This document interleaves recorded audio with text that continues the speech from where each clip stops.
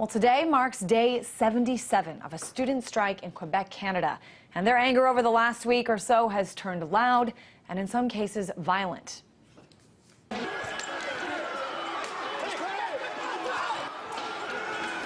All right, so these are pictures from last week when the protests really started heating up. Students there are angry over plans to raise school fees as part of a government effort to get the budget deficit there under control. On Friday, Quebec's Premier Jean Charest made an offer to the students in an attempt to try to reach a compromise.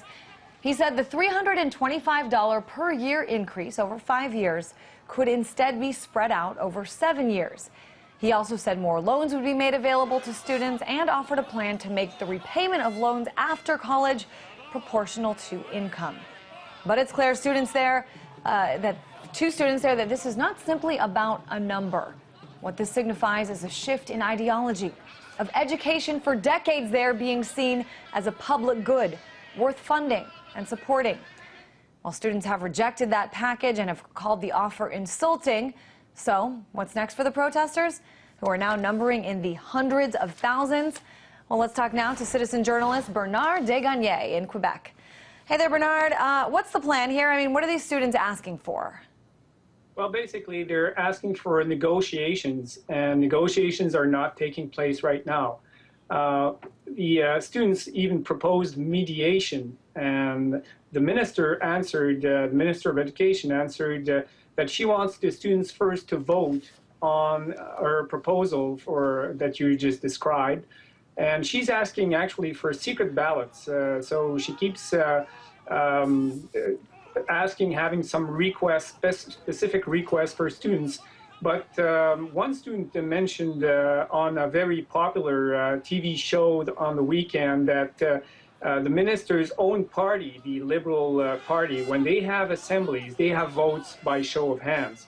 So the minister is just trying to play the teacher here and trying to teach students a lesson in democracy. And I don't think she's in a very good position to teach them democracy right now. But right now the students are voting, and it looks like they're not going to accept the minister's proposals.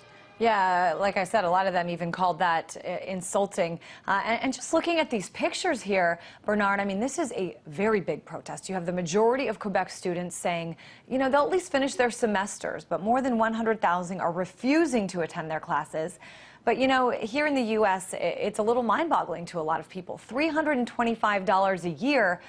Most students here wouldn't even notice that kind of increase. Talk a little bit about what the bigger picture is for those students. Yes, the bigger picture is that all those protests occur amid vast allegations of corruption and mismanagement by the government. So what the students are saying is that before charging the students more to attend university, the government should start putting its own house in order. And what I can give you a couple examples of that.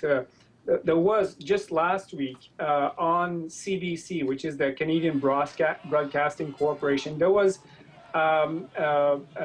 reports. There was a report about mismanagement that led to overspending by $400,000 in a very small project. And that was an example of what the government is doing in mismanaging the money in universities. And that was a project for a university.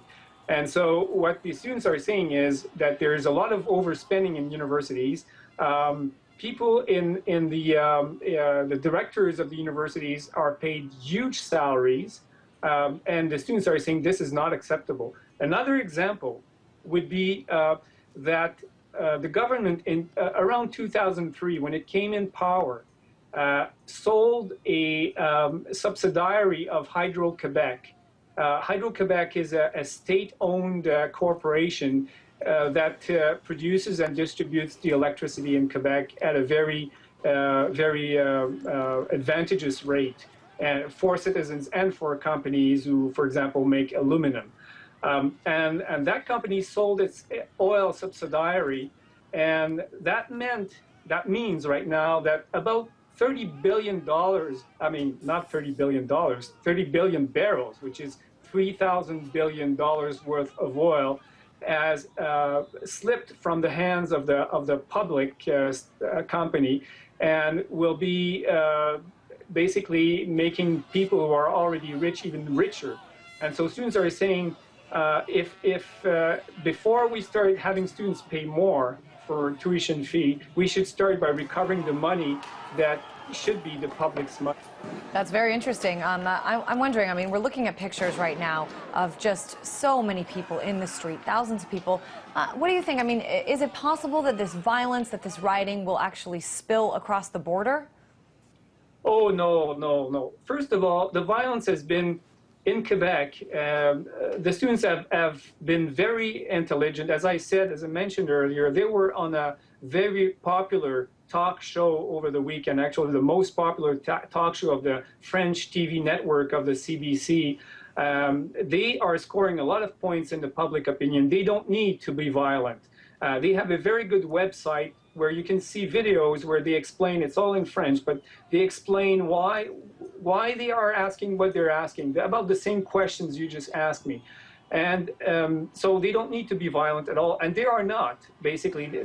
The violence was from the police, first of all, and from a small group of protesters who probably were provocative agents just used by, we've seen that in the past, just used by the police to turn things into a nightmare. And I know we just heard the Quebec Liberal Party has decided to move the location of its scheduled General Council meeting that was scheduled to take place this week. They're moving it out of town.